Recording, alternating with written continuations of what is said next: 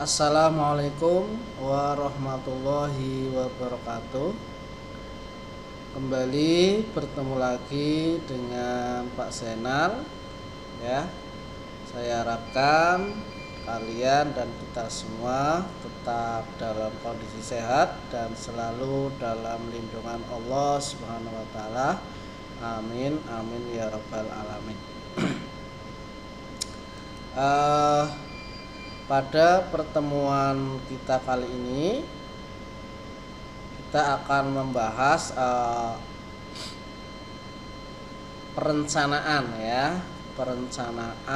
daripada wirausaha rekayasa jasa profesi dan profesionalisme.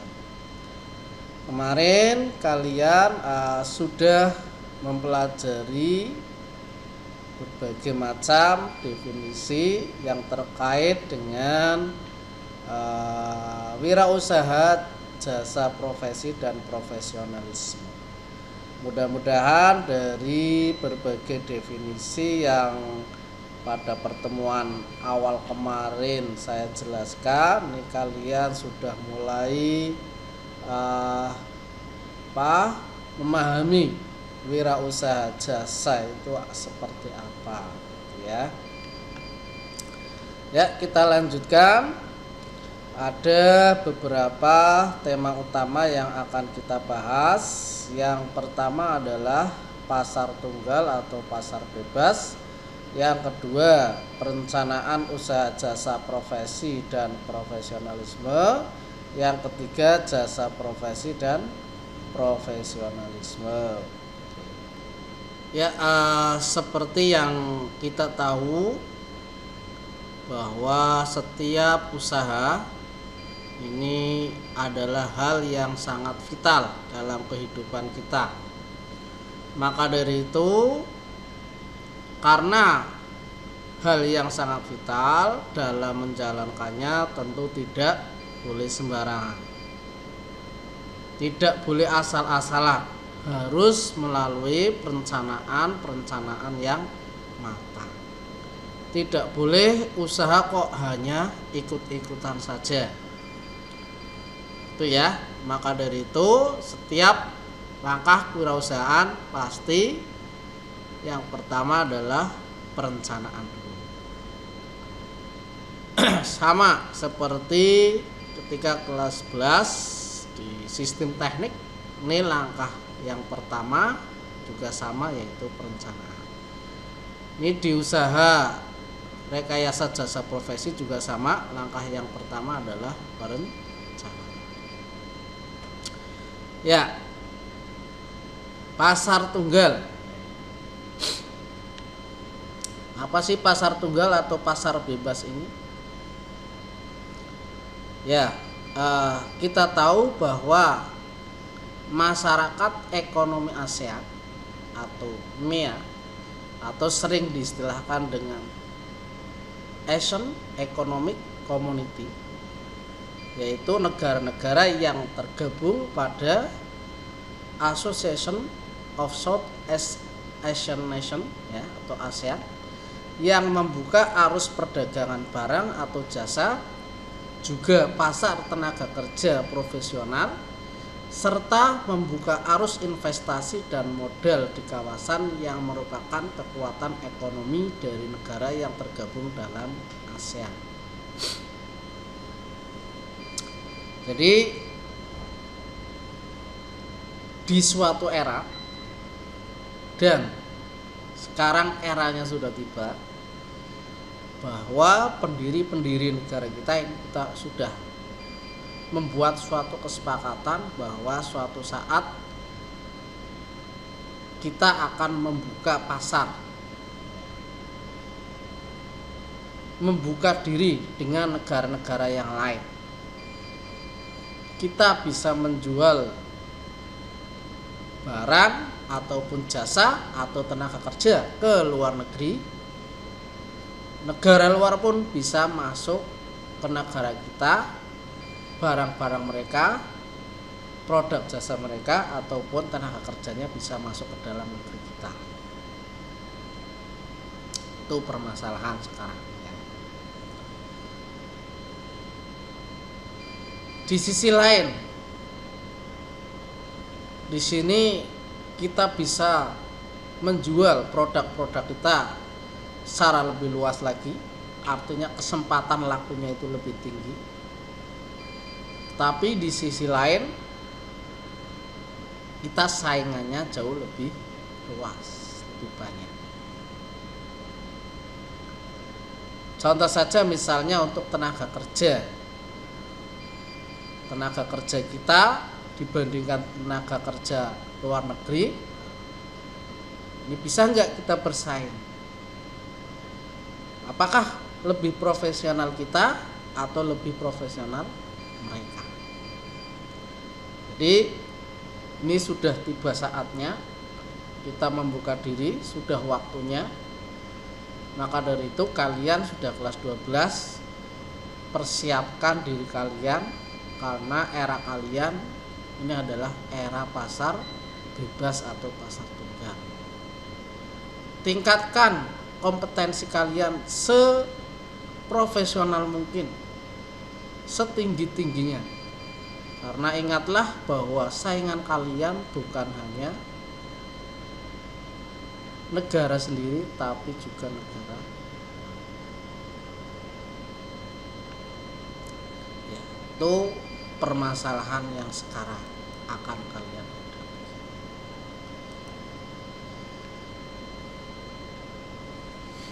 Ya, bagaimana perencanaan usaha jasa profesi dan profesionalisme? Karena usaha jasa profesi dan profesionalisme ini yang dijual adalah skill, bukan barang, maka konsep diri ini sangat penting sekali, yaitu pandangan dan sikap individu terhadap dirinya sendiri yang meliputi dimensi fisik, karakteristik individual, dan motivasi diri seperti ditunjukkan pada gambar berikut.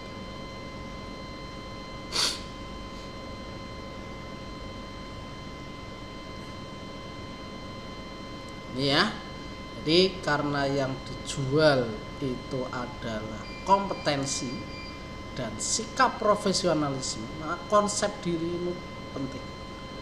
Berbahagialah bagi kalian yang biasa memiliki sikap yang baik, sikap jujur, suka berkompetisi, ya, kemudian tanggung jawab, kemudian biasa bekerja dengan baik, bagus, rapi, rajin, sudah merupakan nilai tambah tersendiri. Karena ke depan yang dibutuhkan adalah mereka-mereka yang memiliki profesionalisme yang tinggi.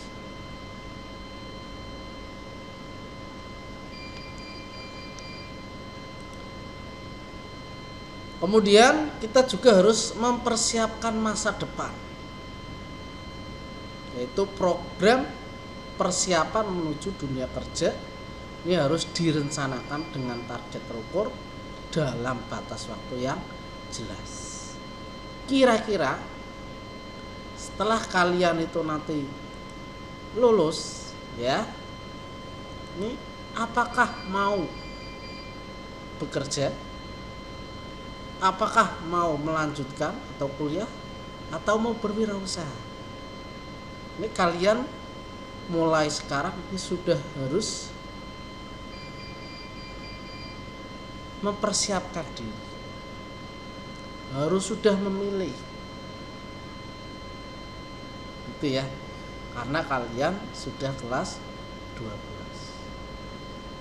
Apakah mau bekerja, apakah mau kuliah, apa mau bisnis atau wirausaha? Kalau pilihannya itu adalah mau bekerja, berarti hal-hal yang perlu kalian persiapkan adalah yang pertama, kalian harus mendaftar diri di bursa kerja dan melihat informasi lowongan pekerjaan. Bursa kerja di internet, di koran-koran, ini harus kalian perhatikan. Harus mulai dicari dari sekarang. Kalau kalian pilihannya adalah mau bekerja. Kemudian membekali diri kalian dengan sertifikasi kompetensi dari lembaga sertifikasi profesi atau LSP yang ada. Jadi ini sangat penting. Kalau kalian mau bekerja tapi enggak punya modal sertifikat, tidak punya modal ijazah, ini akan dipertanyakan. Kompetensi kalian akan dipertanyakan oleh perusahaan yang akan merekrut kalian. Kemudian perusahaan juga akan lebih memilih mereka yang memiliki sertifikat, karena secara itu bisa dilihat kemampuannya, kompetensinya sudah bisa dilihat dari sertifikat. Kemudian perusahaan juga tidak repot-repot untuk melakukan tes lagi, karena tes juga memerlukan dana yang tidak sedikit. Maka dari itu, kalau kalian ingin bekerja, maka kalian harus mengikuti sertifikasi kompetensi dari lembaga sertifikat profesi. Kemudian mengikuti pelatihan di balai latihan kerja.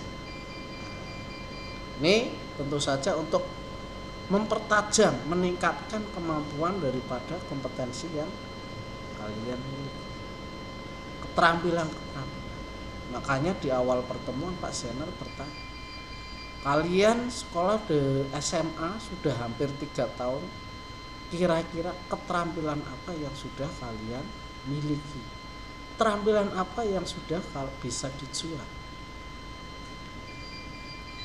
Itu ya, karena nanti yang akan dilihat itu adalah kemampuan, kompetensinya. Oke.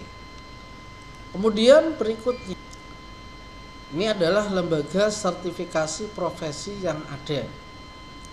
Ini untuk pengalaman saja, ada lembaga sertifikasi kompetensi profesi pihak 3, ada lembaga sertifikasi profesi pihak 2, pihak 1, dan LSP profesiensi. Pihak 3 ini didirikan oleh Asosiasi Industri dan Profesi dengan dukungan lembaga teknis pemerintah. Kalau yang LSP pihak 2 ini didirikan oleh industri untuk melakukan sertifikasi pemasoknya. Kemudian kalau LSP pihak 1 ini didirikan oleh industri atau lembaga pendidikan vokasi. Kemudian kalau LSP profesiensi didirikan oleh industri atau organisasi dengan dukungan asosiasi profesi untuk memelihara kompetensi profesi. Kalau kalian ingin bekerja, maka kalian harus mengetahui lembaga-lembaga sertifikasi profesi berikut ini ya. Supaya apa? Supaya meningkatkan daya jual dari kalian. Kalau daya jualnya tinggi, otomatis kalian akan bisa bersaing dengan tenaga kerja yang lain.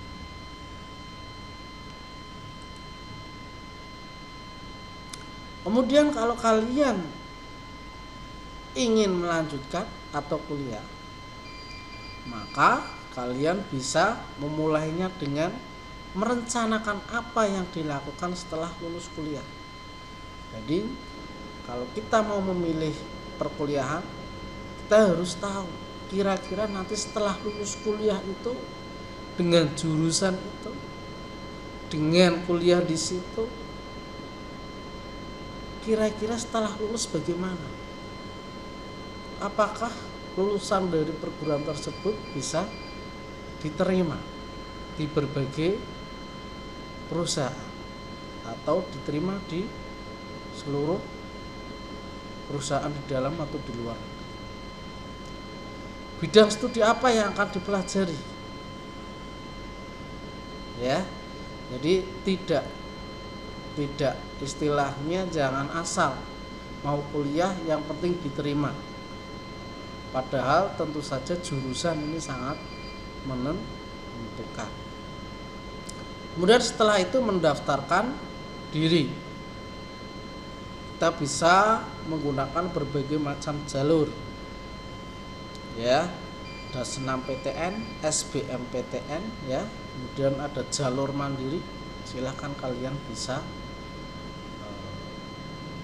nanti bertanya lebih banyak lagi di BK ya.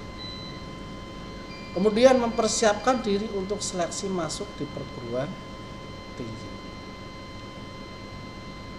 Ini kalau kita mau kuliah. Kemudian kalau kita ingin berwirausaha,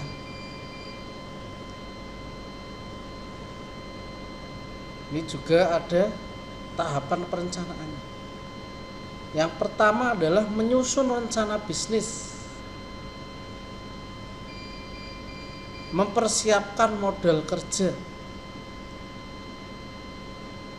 Ya, kira-kira kalau kita mau berwirausaha, wirausaha jasa, wirausaha apa? Ya, peluang yang besar itu yang apa? Punya ide apa? Kemudian kita punya modal apa? Sumber, berhubungan dengan sumber daya ya. Uang kita ada berapa? Kemampuan kita bagaimana? Modal kerja. Kemudian kita juga harus mampu melihat sasaran pasar atau sasaran konsumen. Sasaran produk kita nanti yang akan kita buat itu siapa? Apakah petani, pedagang, pegawai, anak SD, SMA, cewek, cowok, ya. Kemudian lokasi tempat usaha. Lokasi tempat usaha ini juga harus ditentukan. Cari lokasi yang strategis. Punya enggak?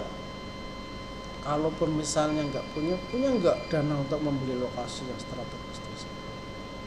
Kemudian rekan kerja ini juga harus diperhitungkan. Pesaing ini juga harus dilihat.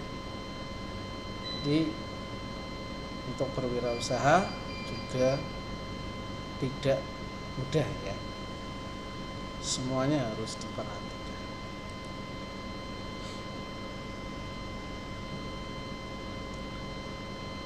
Ya, di era seperti sekarang ini wirausaha jasa ini sangat memiliki peluang yang besar,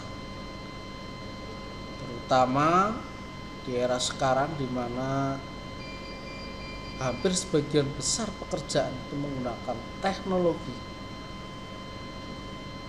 Ini sangat memungkinkan peluang-peluang di bidang jasa.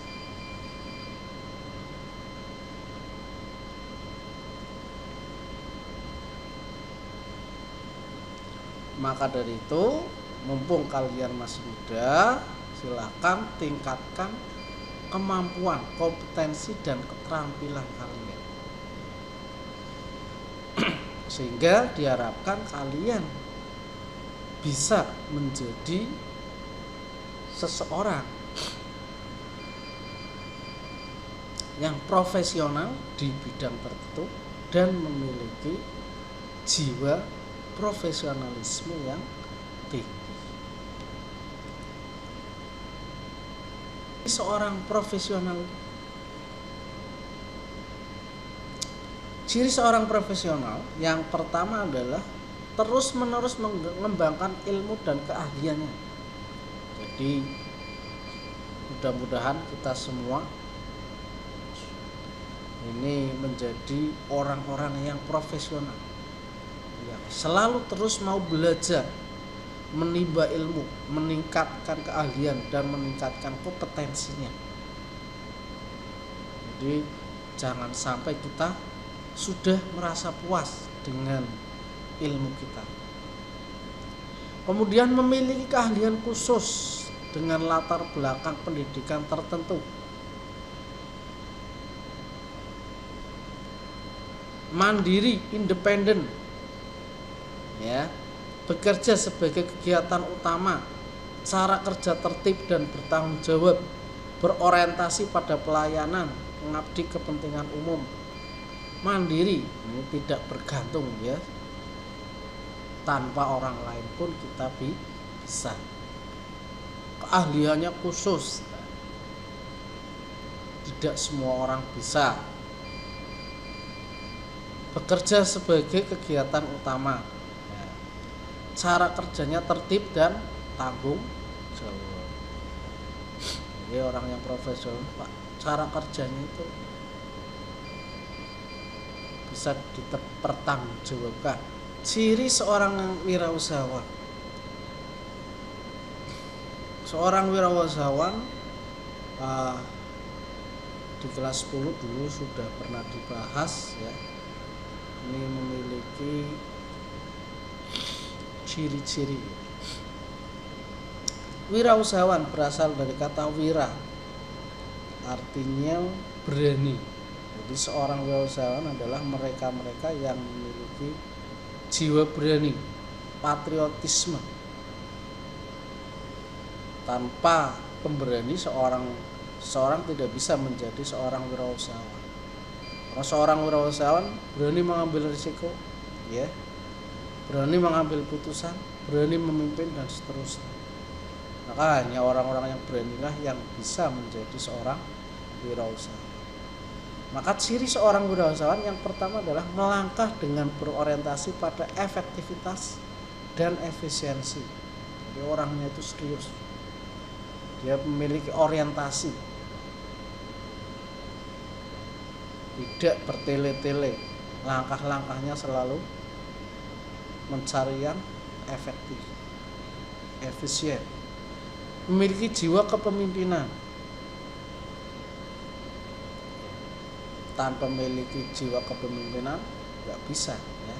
Karena seorang wirausahawan memiliki anak buah, memiliki tenaga kerja. Tanpa memiliki kepemimpinan yang kuat, usahanya bisa hancur.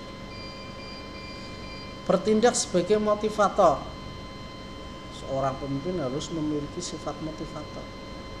Harus bertindak sebagai motivator untuk memberikan semangat, motivasi kepada anak buah.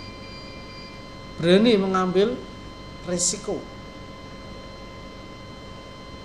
Semangat mengatasi kesulitan. Itu seorang wirausahawan. Memiliki daya inovasi, kreasi dan imajinasi tinggi. Jadi kalau kita ingin menjadi seorang wirausahawan yang berhasil, nomor 6 yang membedakan inovasi, kreasi dan imajinasi tinggi. Tidak semua seorang wirausahawan memiliki. Pinter, cerdas, kreatif ya. Tepat dalam menerapkan prinsip ekonomi. Mencari material-material yang lebih murah, pandai ya, mencari produk-produk yang diterima di pasaran. Memilih sistem manajemen yang tepat, adaptif terhadap perubahan lingkungan, berpikir analisis, melakukan review untuk pengembangan berkelanjutan. Ini ciri wirausahawan bisa kalian pelajari.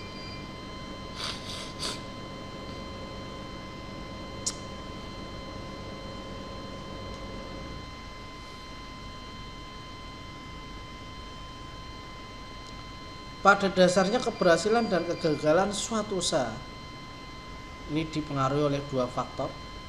Yang pertama adalah faktor teknis. Yang kedua adalah faktor non teknis. Faktor teknis untuk